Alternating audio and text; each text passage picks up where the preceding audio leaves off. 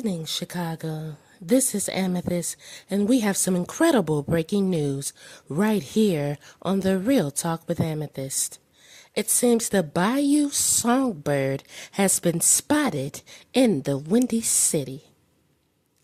Yes, you heard that right. The legendary artist, known for her soulful yet powerful voice, has made her way to Chicago, and the city is buzzing with excitement. Now, for those who may not be familiar, the Bayou Songbird is known for her hauntingly beautiful alto voice. She's the kind of artist who takes her time to truly find the sweet spot of any song, delivering emotion-packed performances that will leave audiences absolutely captivated. And it looks like this time she switched it up a bit. Sources close to the artist have revealed that she's currently sporting a fiery new look, a striking redhead with bold energy to match her vocal range. This is the Bayou Songbird, but with a fresh, bold twist. Now the question on everyone's mind is, what's next for her? Could this be the beginning of something big for Chicago? Is she here to stay or just passing through, leaving a trail of music magic behind? Only time will tell, but one thing's for sure, Chicago is in for an unforgettable experience.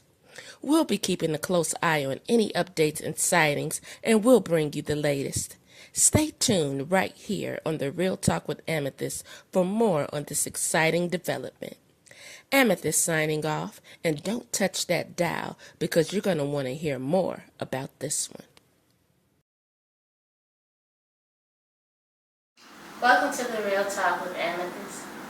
Good morning. Today we have Mariah with us. First, I would like to thank you for braving the elements to be here for this interview.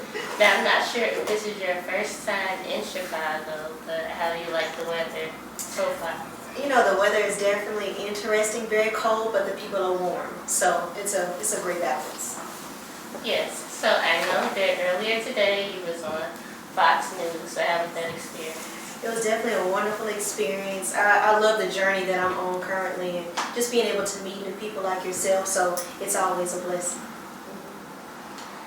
If you could go back and give your younger self one piece of advice as you were starting your musical journey, what would it be? It would definitely be to stop and smell the roses, because instances in time go by very quickly, and sometimes you don't understand the brevity of the situation until the situation is past. And so I would definitely tell my younger self to stop, breathe, and enjoy. Smell all the roses you can. Sounds great. What is one thing most people would be surprised to learn about you outside of your music career? I'm actually a NICU nurse. So I do that full time. I actually stepped away full time from NICU nursing and became a primary home health nurse. So I took care of a NICU baby in the hospital on and off for 9 months, and I became his primary home health nurse. So on top of being able to heal people in the realm of music, I can do it medicinally as well. So what made you want to be a NICU nurse? Because I know for myself that I've done a lot of volunteering, so I like to work with the youth and babies myself. So what made you want to get into that? I've always had a love for children and a gift to be able to touch children in a special way. I mean, every time I go somewhere, a baby's going to follow. I'm going to connect with somebody's kid. And so I just realized how resilient children are, especially babies, especially those that are premature. The things that they go through, whether it be from the brain to the lungs to the kidneys, they fight through all of that, and they find ways to smile through that. And so I've learned so much in taking care of the babies in Shreveport, Louisiana, and it's just something that's near and dear to my heart. As the Bayou Songbird, your music evokes a sense of place. What role does storytelling play in your music, and how do you want that to get across to your listeners? I definitely believe that God Himself gives me what I call an auditory download. And He lets me experience things in my life so I can really get a particular song across. And so I'm really thankful for the evolution and the journey that I can take, and realizing that the music itself is real. So I definitely am blessed to be able to tell a story, to get listeners to understand, and then they can kind of find themselves within the music themselves. And so that's something that I particularly enjoy, the connection that I can establish between the listener and myself. So as far as music, how would you describe your sound? What type of artist in your eyes are you? I would definitely say I'm eclectic. And I say that because I don't like to subjugate myself into a box. If the Lord decides that I'm going to do a gospel song, then I'm going to do that. If I want to tell a story and it be a love ballad, I'm going to do that. God gave me this gift, and He didn't give me this gift with strings attached. So I'm not going to play strings on myself. So, whatever the Lord decides to do, I definitely am in the passenger seat. I'll let Him take the wheel. I'm just thankful that in this particular instance with Hold On Me, it is a love ballad right on time for wedding season, definitely in time for love season. People can identify with that and with that. So what's your experience working with Rodney Devon from Hold On? It was definitely a beautiful experience. If I could just do one word, it would definitely be beautiful. He definitely listens. He's very understanding. And he lets the person that he's involved with in on the creative process. And sometimes that can be very difficult for an up-and-coming artist to establish or connect with other artists that are so, in music. He's been doing this for more than 20 years. For them to have a listening ear. And so he was definitely that type of person that listened to me, listened to my plan, listened to how I wanted to bring this song about, and incorporated his own flair into it. And so it's something that I will never forget. So you're also doing a tour. So what are some of the places that you have been to so far, and which would you say your favorite as of yet? So I've been to Washington, D.C., I'm here in Chicago, I'll be in Memphis. I really can't, Atlanta, I cannot say that I have a favorite because I'm just a lover of people and I'm a lover of the moment. And so just being able to even be a part of this journey and to be able to do what I love and what I know that God instilled in me to do is something that is worthwhile. So I wouldn't say that I have a favorite. I think everything has been beautiful so far. So tell us about the opportunity that you had to work with your fellow sorority sisters, including Selena Johnson, who is also from Chicago. Yes, that was an amazing opportunity. I'm actually a legacy, and a legacy in the sorority realm is, you have a mother or someone in your family that precedes you in that role. So my mother is actually a soror. From Zeta Phi Beta Sorority Incorporated. She crossed Psi Beta at Grambling State University. So I'm thankful that I'm able to stand on some very broad and strong shoulders, but to be able to create my own path within Zeta. I crossed Spring 16 at Northwestern State University in Natchitoches, Louisiana. And to be able to, from Spring 16 to now, and see the evolution of what I've been able to accomplish within the sorority itself, and to be able to partner with such heavy hitters as Selena Johnson, Anita Wilson, Leela James, Lexi. It has been a dream come true.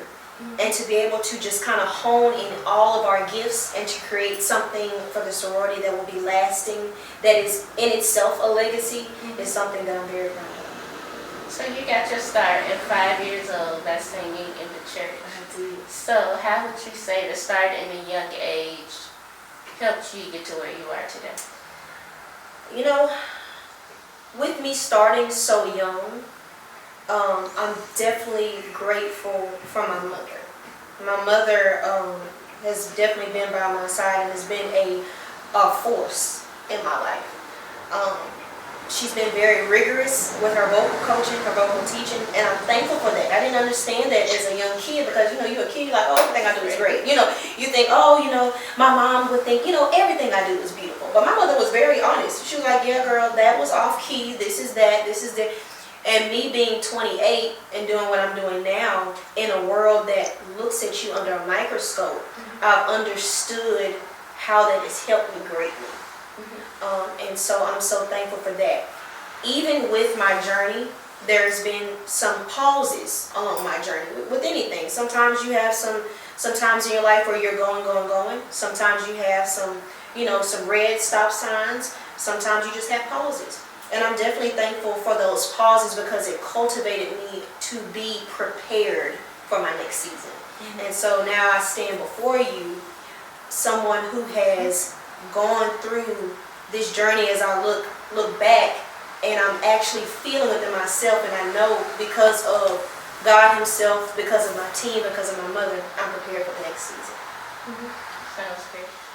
So if you knew someone who wanted to get into whether it was the music industry or any entertainment industry who wasn't quite sure of themselves, what advice would you have for them to keep moving forward and pursuing that avenue?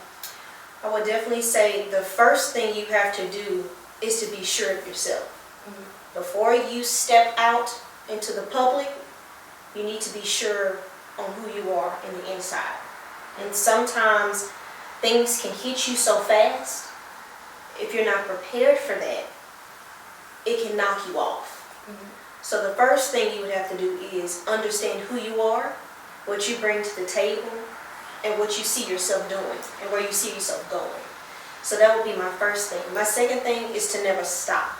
Never stop learning. Never stop cultivating your brain. The day you think you have it all is the day you need to retire, because you will never be perfect. We strive for perfection, but you will never be perfect.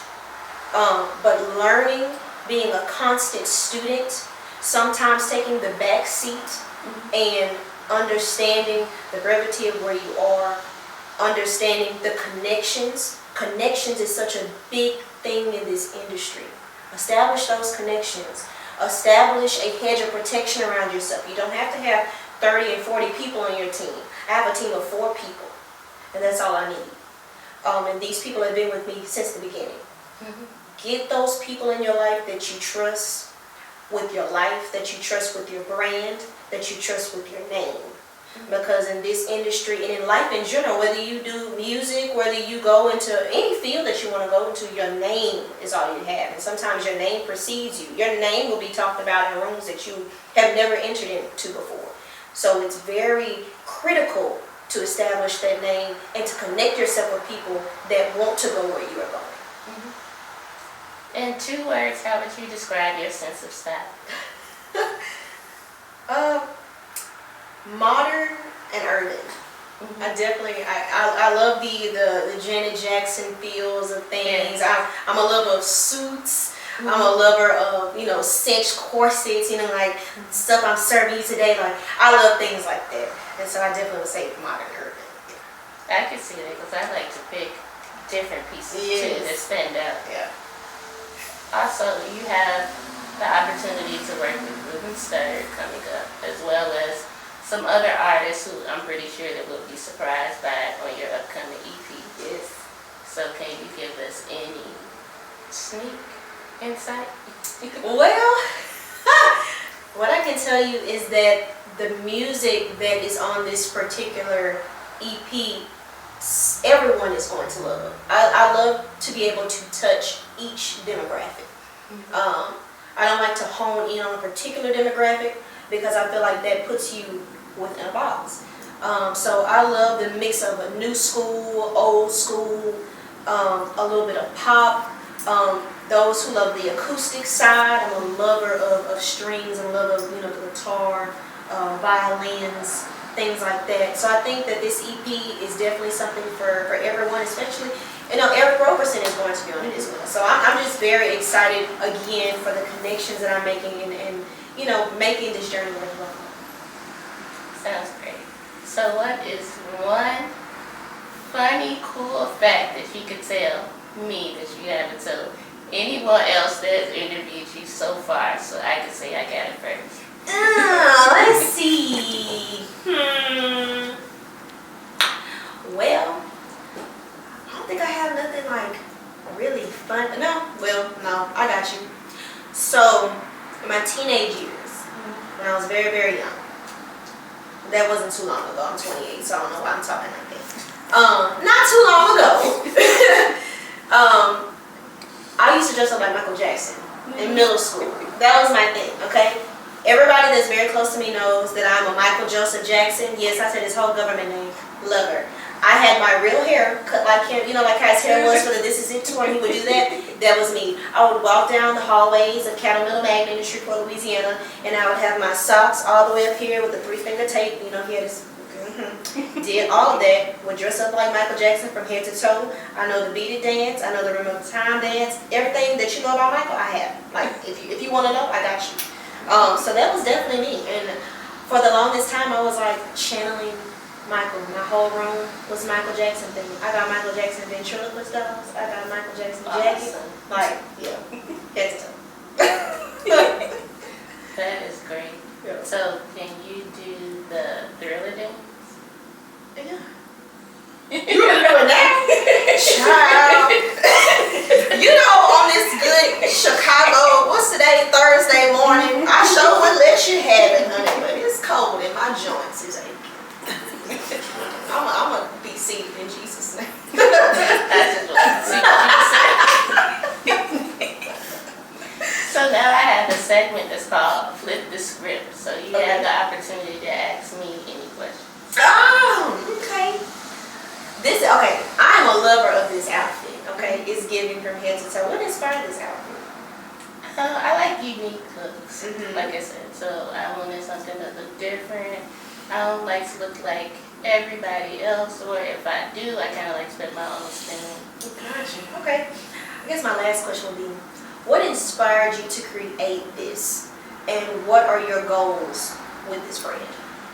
So I was inspired to create this actually when I was a child. I would say I used to watch TV, and I kind of wanted to be a news reporter, but I kind of wanted to do it my own way. Gotcha. And then a couple of bad experiences led me to create The Real Talk, because I was an assistant writer for a local magazine, and I wrote at least 5 stories that they published that I wrote, and I did not get credit.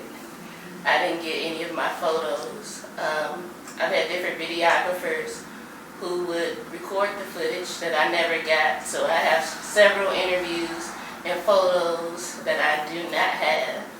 And then I was working with someone else who we were going to do a joint magazine together, and then they took the credit for all my work, logged me out of the website. So I just kind of like had like a lot of bad experiences to where it's difficult, I would say, to like do a lot of things on my own, but I know for certain that it's going to get done the way that I would choose. And my goal would be to get more exposure, get more followers. I've interviewed several people, but it's just about building the following and the interaction, or sometimes you do the interviews with like celebrities such as yourself, and then they don't even, their team doesn't even share or promote it. So it's kind of like, I'm promoting it, but I don't have that follow-up that I think would help. Gotcha. Well, you're going to get all the love and support from the Bayou Songbird, first of all. And second of all, I definitely am putting a special prayer on you and your brand and everything that you think that you lost. Mm-hmm. I know that God will return it to you 10 times fold. And sometimes in this entertainment industry, as I've learned that, you know, people steal in various ways. Not just entertainment, but in every aspect of your life. But I definitely am praying for you and rooting for you and giving you all of my love, myself and my team. We will support you in any way that we can. But everything that you thought you lost, you're going to get it back. Thank you so much. I would like to thank you for coming, and I hope that you enjoy the rest of your day, and you all be on the lookout. Make sure you follow Mariah, period, on all social media.